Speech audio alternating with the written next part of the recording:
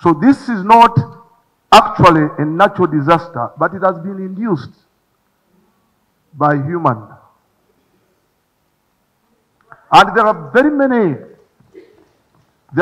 institutions that are to blame, including Parliament, our own Committee of Budget. For the last 8 years, Right Honorable, the Committee of Presidential Affairs has recommended, I have the reports here,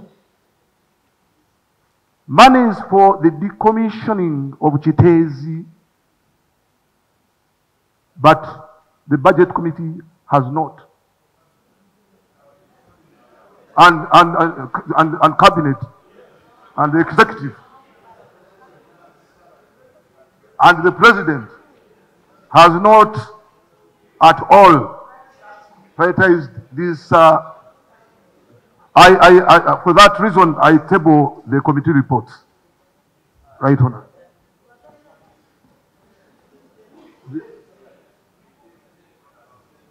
Including the alternative,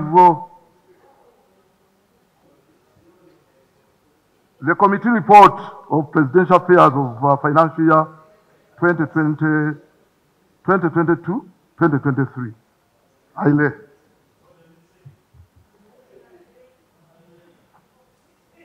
These are extracts of report of the committee procedure. Procedure.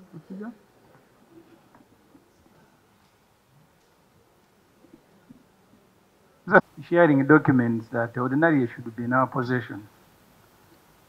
But because of the nature of the problem we are dealing with, would indeed be procedure right for him to tell us what is in those documents, so that it helps. Containing recommendations that funds should be provided for decommissioning. And he referred to several reports. Yes. Right, Honorable. Right, Honorable, because you told me not to read, so I want to emphasize that recommended in a range of 30 to 60 billion for both decommissioning and starting Kiteezi, Dundu.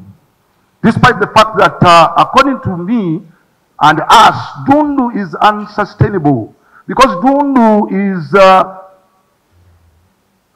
45 kilometers away from the city center. And ferrying garbage from Kampala to Dundu won't be viable.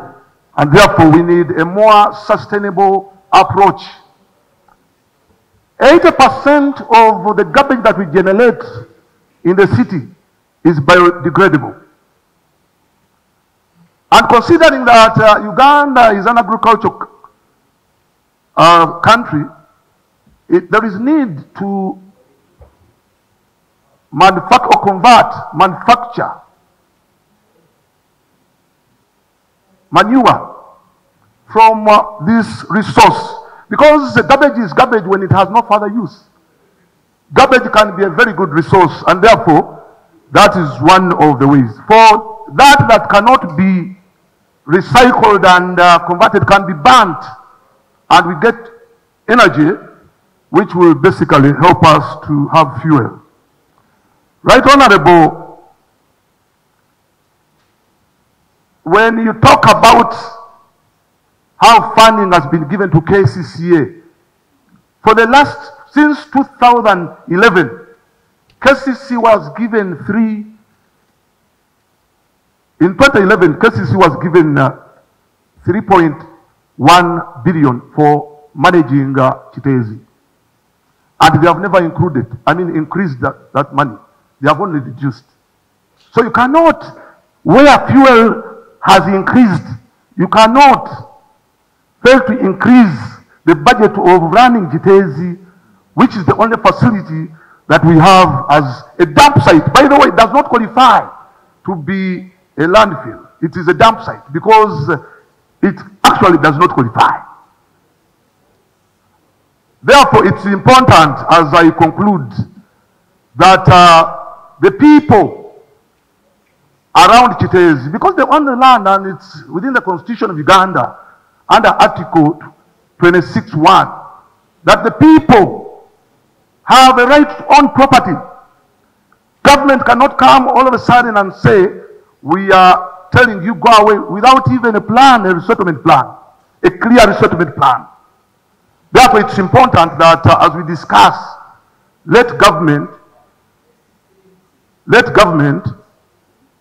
make a conclusive plan to resettle our people and perhaps compensate them, because the money is there. The money is available. The money that we have been giving to the sugar factories, the money that we have been giving to local, the money that we are going to utilize for the regional regional parliaments. We can for starters utilize that money to resettle our people. For starters, we can postpone the regional parliaments and utilize that money for basically. Right Honorable. Thank you, Honorable Barimwezo. Thank you, Honorable. Let's give your colleagues the chance. Also, I want to know if the constituency MP for Kiteezi, I think at one time we even visited Kiteezi landfill with members of parliament. And we thought maybe since they have seen the problems, they are going to assist us with the budget. But up to this time, nothing has been done. So, prayers from who? From your own government? You're the government. We need answers. We don't need prayers now from you. All right. We have talked to the investors. Have talked to the investors who are willing to assist us. First, this land, we have looked for investors, and right now we have 2 investors who are willing to work with us.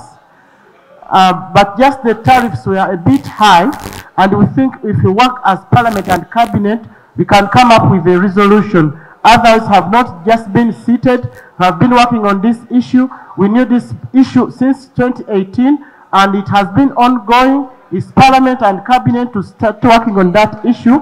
But others were also sorry for what took place on Saturday, and we are going to work hand in hand with everybody to see that at least something is done. Thank you, Honourable Minister. Thank you.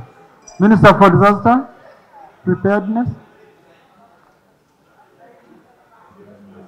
Thank you very much. First of all, I want to respond to some few issues raised.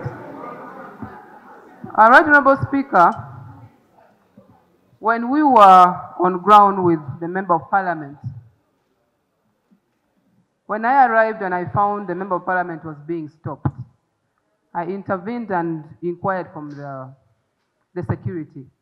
And they told me they didn't want the huge number of the team the Member of Parliament was moving with to access the areas which were dangerous, because those people would also be at a risk. And that is why they were stopping him.